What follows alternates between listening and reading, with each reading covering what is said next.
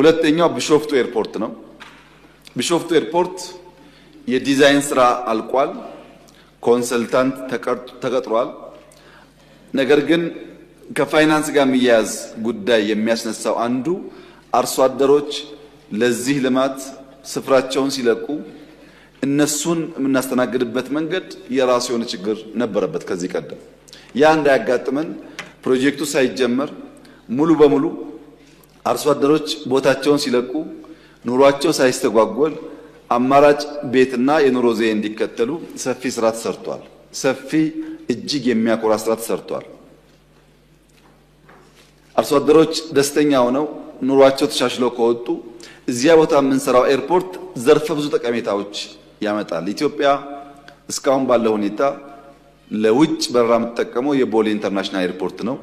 ቦሌ ደግሞ አዲስ አበባ ስለሆነ ከፍተኛ አልቲቲዩድ ስለሆነ ከዚህ ራቅ ወዳለ ስፍራ የሚሄዱ አውሮፕላኖች በቂ ነዳጅ ነው ሊነሱ አያስችላቸው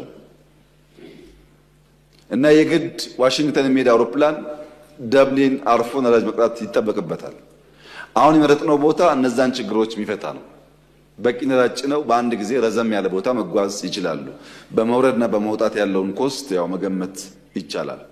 ከዚያ በተጨማሪ ከ100 ሚሊዮን ፓሴንጀር በላይ በአመት የሚያስተናግድ ስለሆነ በአፍሪካ የመጀመሪያው ትልቁ አየር መንገድ ብቻ ሳይሆን ትልቁ ኤርፖርትም ይሆናል ማለት ነው። ይሄ ኢትዮጵያ በቀጣይነት በአየር ትራንስፖርት ውስጥ ሀብ ሆነ አፍሪካ ውስጥ አፍሪካን ከተቀረው ኮንቲኔንት ለማገናኘት ያላትን መሻት ለማሳካት በእጅጉ የሚያግዝ ነው። ከለውጥ በኋላ በርካታ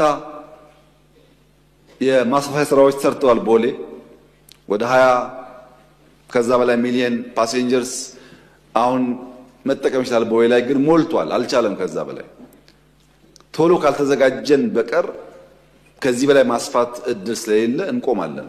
ያ እንዳይሆን አዲሱ ኤርፖርት በከፍተኛ ደረጃ የኢትዮጵያ ኢኮኖሚ የሚያግዝ ኢትዮጵያን ከዓለም ጋር የሚያገናኝ ለአፍሪካም ጥሩ ብስራት ይሆናል ተብሎ የሚጠበቅ ነው። ይሄም $10 ቢሊዮን ገደማ የሚገመት ኢንቨስትመንት ነው።